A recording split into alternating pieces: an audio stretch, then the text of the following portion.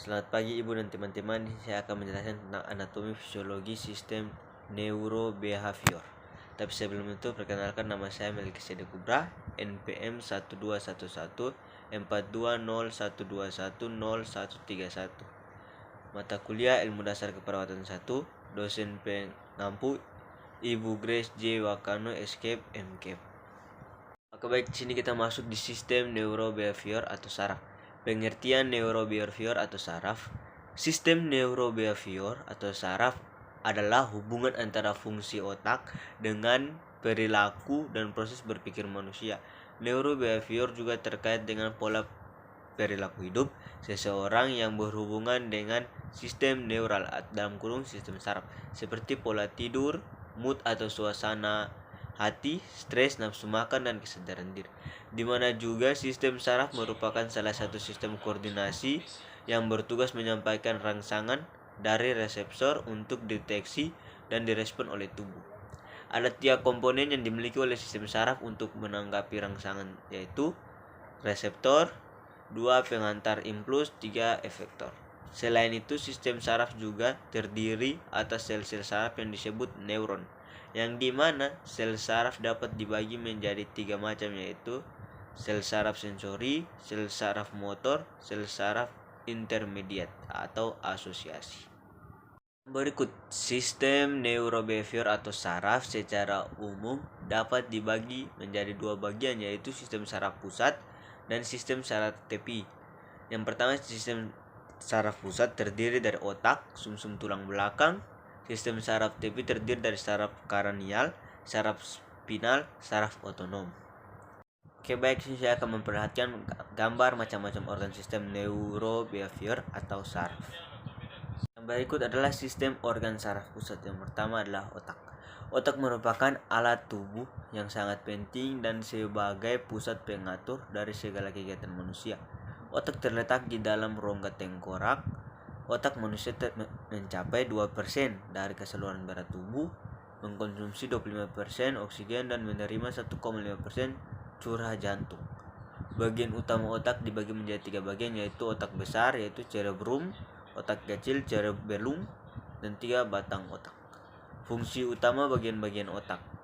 Yang pertama, 1 pengendali kegiatan tubuh yang disadari yaitu berpikir, berbicara, melihat, bergerak, mengingat, dan mendengar.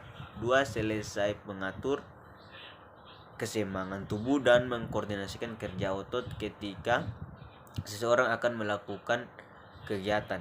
3 mengatur manusia dalam bernafas, pengaturan denyut jantung, mengatur suhu tubuh, mengatur pencernaan manusia, dan juga sebagai kemampuan manusia dalam melakukan insting atau perkiraan akan bahaya yang bisa datang kepadanya. Yang berikut adalah sumsum tulang belakang atau medulla spinalis. Sumsum tulang belakang merupakan sumsum yang terletak memanjang di dalam rongga tulang belakang, mulai dari ruas-ruas tulang leher sampai ruas-ruas tulang pinggang yang kedua. Sumsum tulang belakang terbagi menjadi 2 lapis, yaitu lapisan luar berwarna putih dan lapisan dalam berwarna kelabu. Lapisan luar mengandung serabut, saraf, dan lapisan dalam mengandung badan saraf. Hal ini juga menjelaskan bahwa di dalam sumsum tulang belakang terdapat saraf sensorik, saraf motorik, dan saraf penghubung, yang dimana fungsinya sebagai pengantar impuls dari otak dan ke otak serta sebagai pusat pengatur gerak. Fungsi sumsum tulang belakang yang pertama mengontrol gerak motorik dan kerja organ, 2 membawa sinyal ke otak, 3 mengirim rangsangan sentuhan, 4 membentuk persendihan, 5 mencegah kerja otot, 6 mengontrol sensasi, 7 gerak refleks. Yang berikut sistem organ saraf tepi. Yang pertama, saraf kranial. Sistem saraf kranial merupakan sistem saraf yang berasal dari otak dan keluar dari tengkorak melalui lubang. Saraf ini terdiri atas 12 pasang yang muncul dari berbagai bagian batang otak, dan juga ada beberapa saraf kranial yang tersusun dari serabut sensorik, tetapi sebagian besar tersusun dari serabut motorik.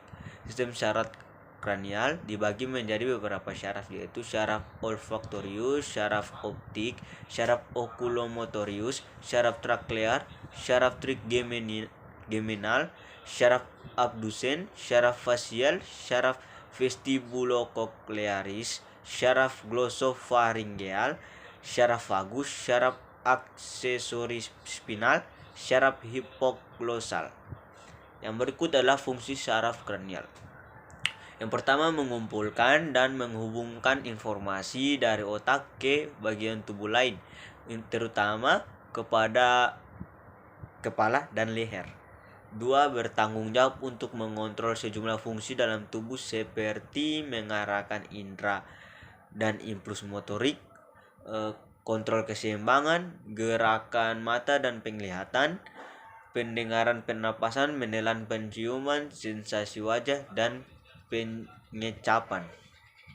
Yang berikut adalah syaraf spinal. Sistem syaraf spinal merupakan sistem syaraf yang berasal dari medula spinalis dan ganglia serta reseptor sensorik yang berhubungan, di mana syaraf spinal juga terdiri atas 31 pasang syaraf yang berawal dari korda melalui radix, dorsal, dan ventral.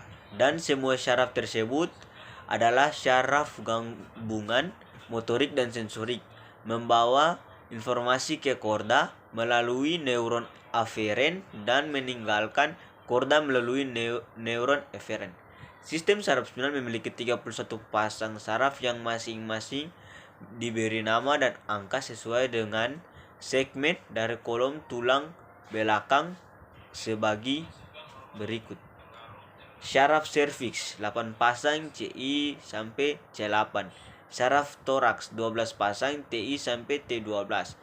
3. Syaraf lumbal 5 pasang L1 sampai L5. Syaraf sakral 5 pasang S1 sampai S5. Syaraf coxing 1 pasang. Yang berikut adalah fungsi syaraf spinal. Yang pertama, bertanggung jawab atas persarafan anggota tubuh, anggota badan, dan kepala. Yang kedua, menghubungkan sistem saraf tapi ke otak, yang di nama juga terdapat perbedaan antara jalur ascendens dan jalur descendens. Jalur ascendens mengirimkan sinyal impuls dari organ tubuh ke otak, sedangkan jalur ascendens mengirimkan sinyal impuls dari organ tubuh ke otak, sedangkan jalur descendens mengirimkan impuls ke otak ke organ tubuh. Yang ketiga, menjadi jalur gerak refleks, sehingga saraf spinal disebut juga dengan saraf refleks. Yang berikut adalah syaraf otonom. Syaraf otonom atau SO merupakan sistem motorik efran visceral. Sistem ini menginnervasi jantung, seluruh otot polos seperti pada pembuluh darah dan viscera, serta kelenjar-kelenjar. Syaraf otonom SO tidak memiliki input volunteer.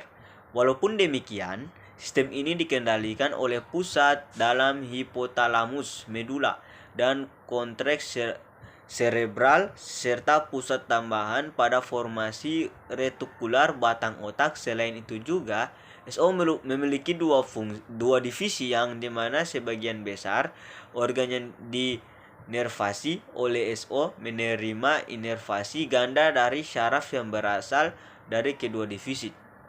Dua divisi yang dimaksud itu divisi simpatis, divisi parasimpatis, yang dimana divisi simpatis dan parasimpatis pada SSO secara anatomis berbeda dan perannya antagonis. Fungsi syaraf otonom. Yang pertama, sistem saraf yang mengontrol gerakan tak sadar dan mengatur fungsi tubuh. Kedua, merasakan lingkungan internal dan mengendalikan aktivitas yang tidak disengaja. Ketiga, bertanggung jawab untuk memantau kondisi di lingkungan internal dan membawa perubahan yang sesuai di dalamnya. Oke, baik, sekian dari saya. Selamat pagi dan shalom.